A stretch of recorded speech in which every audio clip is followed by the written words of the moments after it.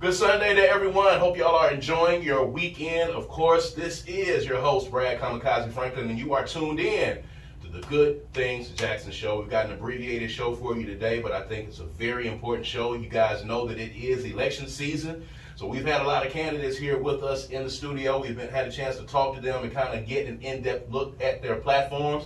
I think it's very important. If you're listening to us right now, I think it's very important that you hear these candidates, that you hear what they have to say beyond the sound bites, beyond the commercials, beyond the materials, the literature that you see out there being passed out on the streets. I think it's important that you hear from them directly on what their platforms are and what they plan to do when they get in office. We are in very crucial times, ladies and gentlemen, and it is imperative upon all of us that we really pay attention. It's time to really be about the business of listening and putting the right people in these seats, regardless of who it is, regardless of what party they may hail from. If you are listening right now and you're in Jackson and the surrounding areas, it's time out for the popularity contest. It's time out for all the things that we've been used to. We are in very critical times in the city, and we need the right people on board, whoever it is. And if they're on the Good Things Jackson Show, we're going to make sure that we ask them the questions that you guys want to hear, and you're able to hear their platforms rolled out. So I'm honored to have with us today Justis Gibbs, Justice Robert Gibbs. Yes, sir. So it's funny, it's kind of like a play on, you know, your dad being a justice as well. I think that's kind of a cool thing. So as I was looking at that, I was like, oh, that's a cool play on words. Did it have anything to do with how they named you? Well, they say it didn't. So I give my aunt the credit. She suggested the name. Okay, fantastic. So you are running for the House of Representatives in District 72. And you are a young brother as well, which I think is very good. We need a lot of new faces, and we need new blood, and we need new energy. So the first question I always ask someone when they come in to talk about running for office is 2023. And we know now in this day and age of microwave news and social media and things of that nature, running for public office is not always the most glamorous or the most sought after thing for people to do. So as a young brother getting into politics, why? Why did you decide that you wanted to run for this office? Because there are over 500,000 Mississippians right now with zero representation in the state of Mississippi. Ages 18 to 27, we are always asked and encouraged to go and exercise our right to vote, yet we never get the opportunity to select somebody who can actually represent us, right, who we see ourselves in. Right. And we have two chambers at the Mississippi legislature. There is no one in that age bracket that is up there diversifying conversations about things such as Medicaid expansion, public education, but it's also as well as making sure that we bring appropriations back to our communities, right? Majority black, Democratic-led legislative districts, that if the right person is not in place, they usually don't receive. It's just allocation, even when we do pay state taxes, just like anybody else in the state of Mississippi. So I'm running because, number one, young professionals and young people in this state, we have the education, we have the knowledge and wherewithal to be able to assist this state. When we look at the states that are surrounding Mississippi, they've put young people in positions of leadership. We see a spike in the voting numbers. We see young people going and exercising their rights at the polls. We see young people getting more interested in the political process. And I'm trying to unlock that door here in the state of Mississippi. So I'll play devil's advocate here because I, for one, am a proponent of getting, younger people in office. I personally think that there should be term limits. It's something that I've written about, something that I advocate for. I think, that's going to make people get into the office and be about the business of the people. I really don't think, unfortunately, as unfortunate as it was, and I don't want to make light of it, but you see the instances that happened with Mitch McConnell the other day at the Capitol, and you have gentlemen who have been in office for so long and, are elderly. You have incidents like that is going to happen. That was in front of the world. The country's business was taking place at that time, and this gentleman had an episode. And that's not to say that that's going to happen to everyone of that age, but you run into those issues when you're talking about people who have been in office that long. So when you were coming up and you were getting ready to vote and you participated in the process, just kind of describe what you were seeing as a voter and how that influenced why you decided to run. Right. So similar to what you're saying now, we see a repetition of names on ballots. And in our psyche, that causes us to want to select that name. It also puts a comfortability in the minds of those people who are incumbents. And what that does, in my opinion, it lessens accountability.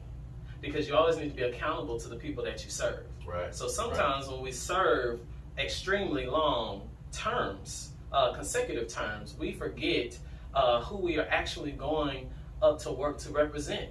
You know, we start to look at other things that are shiny, other things that may distract us from our actual purpose. Right. And so that's what I noticed. Yeah. And what I also realized is that I've been in this community for over 26 years. And so I have eyes and ears just like everybody else. Right. So I can also identify the disparities, the businesses that have opened and closed in Jackson, Mississippi. I can see the issues. Young people can see the issues. Right.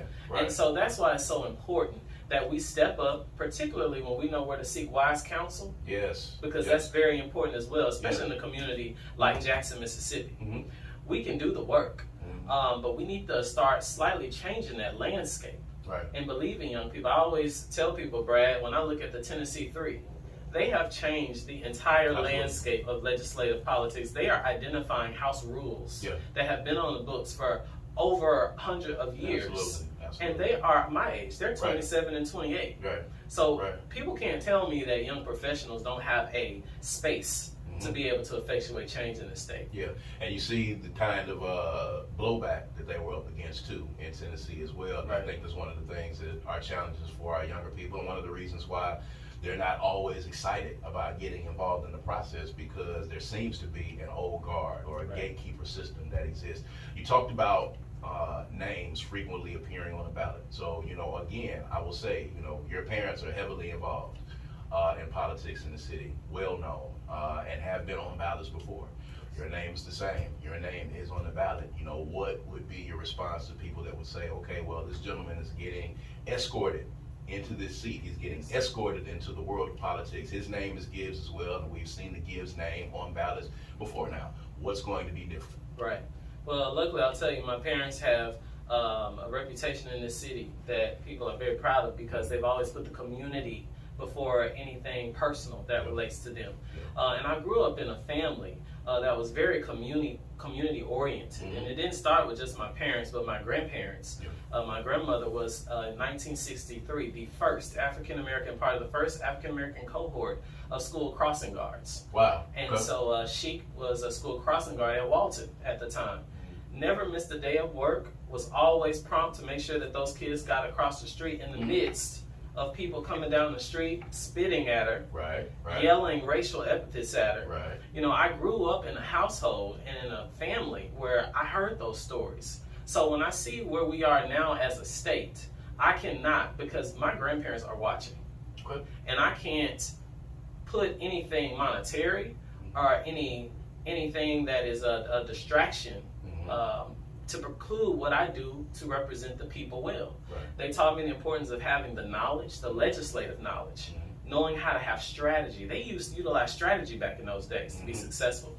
And we have to utilize the same sort of strategy when we are in the midst of a Republican supermajority. So we have to have strategy. We have to know maneuverability. And as I tell people, when we talk about, well, how do we make sure that we receive something back when we're paying these state taxes? What you got to do is, there are a lot of things that make us very upset that's going on now at the Capitol. But you have to know the moment when to raise the alarm on those issues, because what you don't want to do is cut your nose off to spite your face. And I have seen legislators who are Democrats vote all Democrat.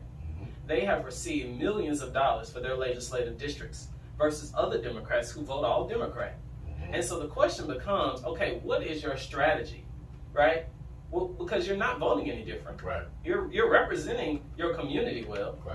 And so that's what I had to do. I had to get into the weeds of understanding what the legislature is all about.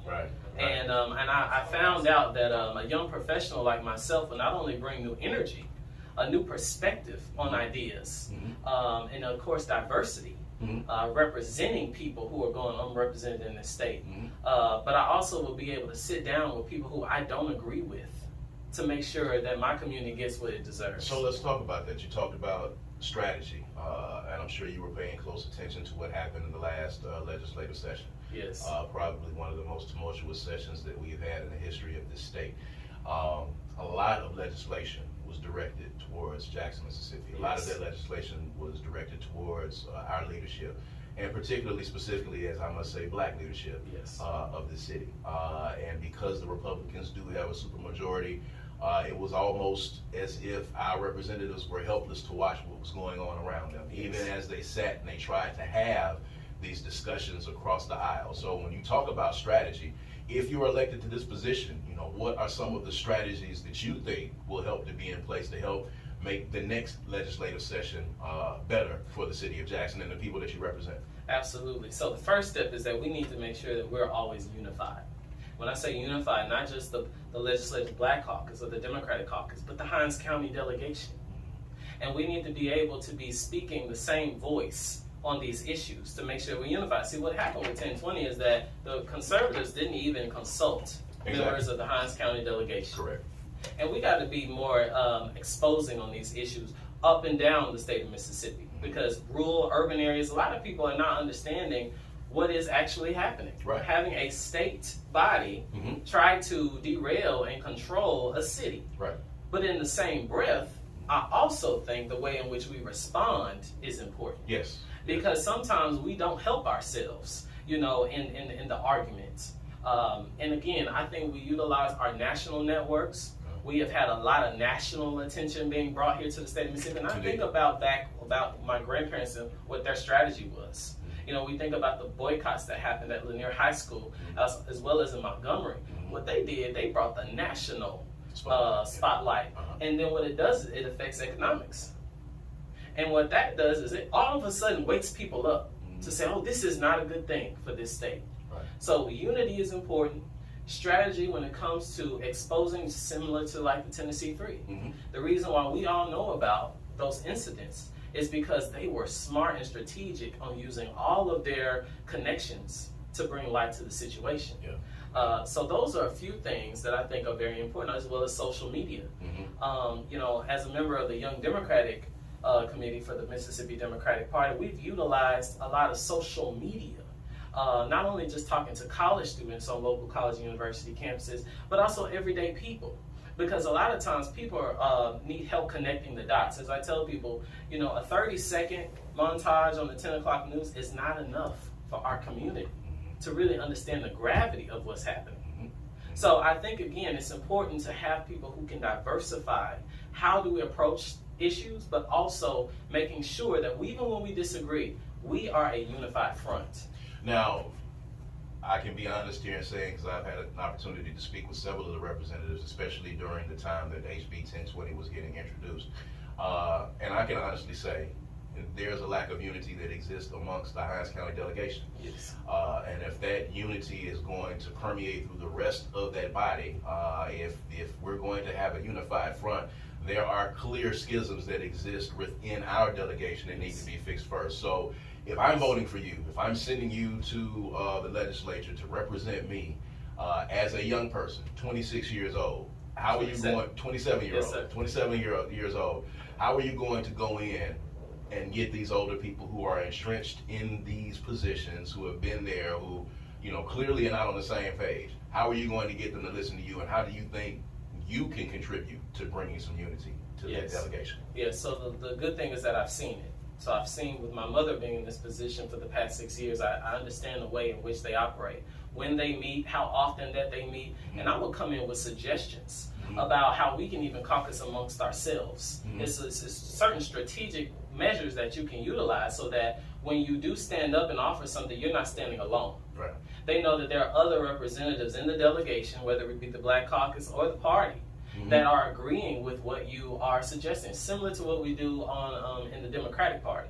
You know, and we got to bring some of those strategies in. Also, the Texas Democratic Party, they utilize some of those strategies to pump up the voice of young people. And I think about when Beto O'Rourke ran against Ted Cruz. Texas has never seen a race that narrow since Ann Richards was the Democratic governor in Texas. That's great. It's because they entrusted young professionals who had different ideas that they never heard about, but they also made sure that their ideas were amplified. And a lot of people did change some of their minds. They changed some of their perspective. Similar to when you talk about 1020, as you know, Earl Banks was selected to be on the conference committee for 1020. And this goes back to what I was talking about earlier. It's important to be strategic so that you can always walk into the House leadership's office and make sure that the voices of our communities are at the table being heard. That's the type of legislator that I envision myself being, so that when I sit down at a homeowner meeting and people say, well, Justice, you got so upset on this issue. What happened to the money that was supposed to fix these city streets? What happened to what you said you were going to bring back through appropriations to help our parks and our recreations? Where is your answer to that? I'll have an answer to that. Right. Because it's always good to have the right balance. Yeah. You have the balance being able to bring appropriations back and sitting in meetings with the Committee of Appropriations the same way that you're going to fight for unconstitutionality. I'm going to be real with you. There are some things that are going to go to the courts. Yeah. We see a cultural shift going on in this country where you got Trump and DeSantis trying to fight over who's the most racist. There are going to be bills that are going to the courts, and we will be ready for them. Absolutely, absolutely. And so we have to make sure we maintain a balance. I like that. So let's talk about the Mississippi Democratic Party for a minute, and you've done some work with them. Recently, there's been some turnover and some shakeup at the top of the party. We talked about it here on this show. I, for one, as someone who has voted Democrat, I tend to say that, I vote, policy and platform and not party. But, Yes. of course, for me, the Democratic Party is more in line with a lot of my viewpoints and most of my viewpoints. I was floored to read the email that Tyree Irving sent to the national body. Floored doesn't even begin to really kind of describe my feeling in reading that, and it kind of brought home for me my thought process on how the Democratic Party in Mississippi has operated for so long with the old guard. You bring in this young gentleman who has the experience on doing campaigns, and you try to cut him off at the knees with this gatekeeper mentality. So sitting back and looking at that, and as you were watching this unfold, where do you see the Mississippi Democratic Party now, and where do you see them getting involved in a lot more of these elections? Because we can't just concentrate at the top of the ticket. Yes. I think for us, the wins are going to come if we start concentrating on, even at the county level, Yes. supervisors, council people, and start working our way up the ticket. So when you saw the Yes. email and when you heard about the shakeup, just kind of describe how you were feeling, Yeah. and where do you see the party and where do you see the party's place going forward, especially as it pertains to your campaign? Well, I think it's synonymous to what we've seen also on the city, county, and state level, where we allow personal issues between people to preclude our ability to do our job, to bring back the money that will be able to go down the ticket. And that's, again, why I'm also running, because I understand how when you make things personal with people, people not only will shut the door on this specific issue, they're going to shut the door on all the issues that you haven't even brought up yet. Correct. And who suffers because of that? People. The people behind you. So, yes, I was obviously disappointed. I'll tell you, I'm the youngest member of that committee. Okay. 80-plus person committee, I'm the youngest person. Okay. So I remember how difficult it was to run and actually receive a seat on the committee, because people who are on that committee, they've been on there for so long, and they are, they expect to come back. So you have to elbow your way in to try to make change, similar to what I'm trying to do now. Right. There are a very small bucket of voters, not everybody, Right. who can't look past the youthfulness. Yes. And you have to elbow your way in, because I know that I'm capable. I know I understand your issues and how to find legislative solutions to those issues. So what I would say to that is that, number one, we got to remember to elect people, both whether it's in party politics or if it's in public politics in the state. Electing people who understand the value of being selfless in these positions. Right. Not, more enthralled with what's in it for them. Yes. What's in it for my community? What's in it for my people? Right. And so, again, this is why I've done so much research on the other parties across this country. You gotta do it. And you gotta look at how is it that they were successful, right? Some people stepped aside. They said, we love this, but we have to step aside. It's time for somebody else.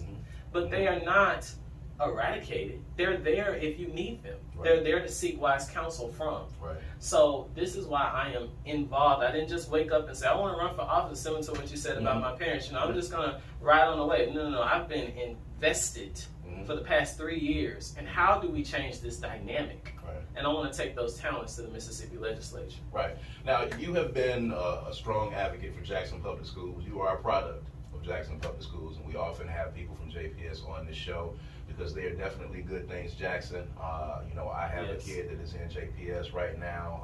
I also went to JPS schools. I have a mother, and I have siblings, and I have friends that are educators and principals at Jackson Public Schools. Much maligned across the state. I feel like it's not deserved. I feel like there are some challenges, of course, but I feel like Jackson Public Schools is one of the greatest school districts on the planet. Yes. But you matriculated through JPS from kindergarten through the 12th grade. Student body president, SGA president at Murrah. How important was it for you to remain in Jackson Public Schools and be a part of that? Because looking at this and knowing how your parents have been involved, we have a lot of us who take their kids out of JPS and they take them and put them in other schools. They put them in Jackson Academy, Jackson Prep, they put them in charter schools. You stayed in until you graduated. Your parents kept you in there until you graduated. Describe for the people out there how important that was for you to matriculate all the way through in JPS, and how important being a supporter of, and what you're going to do when you get in this seat, if you get in this seat, to support JPS. Yes. Well, first I will say that I would not be who I am today if it was not for Jackson Public Schools. Period. Jackson Public Schools teaches each and every scholar that walks through those doors how to be well-rounded. Yes. They give you the tools that are not traditionally thought of when you're sitting in a classroom learning from a TV screen or a chalkboard. It teaches you to be able to deal with every type of person that you come about with. I mean, when I went up to Howard University, I wasn't uncomfortable. Everybody who I met, everybody from Chicago to LA, I knew how to deal with everybody. Right. Because Jackson Public Schools is that it's a cultural environment that you cannot buy. You can't get that anywhere else. Right. And it also educates you. I get sick of this whole narrative that I've even heard voters say disgusting things about saying that I'm a graduate of Jackson Public Schools. The reason why I graduated magna cum laude from Howard University is because of JPS. There you go. They laid the foundation. I walked in classes and people looked at me like, what school you go to? Right. And I'm competing with the #1 private school in the country. Right. And this also goes to the way in which we rate schools, the metric that we use on growth. We're not paying attention to what's already there. Right. Right. Those things are important. So what I will do if I am in this seat, not only will I diversify these conversations by trying to sit on the education committee, working with MAE, to make sure that their voices are heard. But we need to revise. First of all, we need to fully fund MAEP. What we saw this legislative session is legislators again breaking the law. Because when it was passed under the Musgrove administration, the words that are entrenched in that bill is shall. And we all know that the legal interpretation of shall is must. Yes. It's not an option. Right. If I do contract law as an attorney, if I have a contract that says shall, the judge is going to enforce that, meaning that is a requirement. So instead of fully funding MAEP, they've dumped hundreds of millions of dollars into the Department of Education. And we have Tate Reeves going out in this state trying to make himself look good, saying, well, look at all the money that we put in education. No, sir, because the money that has been allocated into the Department of Education, there are no parameters as to how that money is supposed to be spent in comparison to MAEP. MAEP's base student rate makes sure that there is an at-risk component. So Jackson Public Schools, based on the amount of students that are on free and reduced lunch, they receive their just due. Right. And so you have the Department of Education scrambling during the summer trying to figure out, well, how are we going to allocate all this money to our 136 school districts? Those things don't make any sense. Right. You can't put those things into a sensical phrase. Right. So this is again why it's important. They need to see the products of Jackson Public Schools in that chamber. Yeah. These special programs like Power APAC and IB and Performing Arts and Base Pair, where students go across the street and they're in surgical centers learning these skills that you can't even find until you're in postdoctorate. Correct.